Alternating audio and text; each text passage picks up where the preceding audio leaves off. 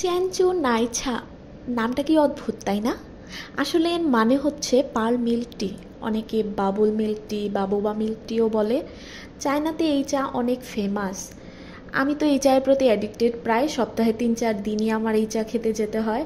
তো সেদিন চা খেতে যাওয়ার পর আমার বর আমাকে বলতেছে, এই চা তুমি বাসায় কেন ট্রাই করতেছো না?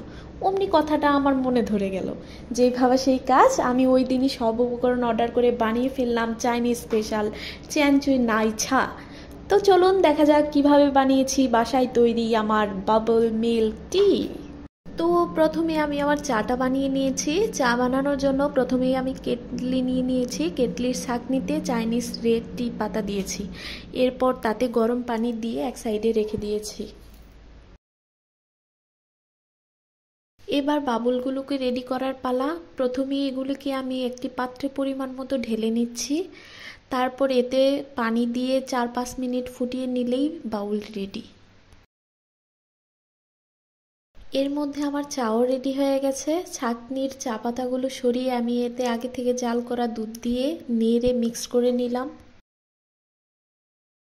এরপর ২টা মগ নিয়ে তাতে পরিমাণ মতো বাবুল দিয়ে নিলাম।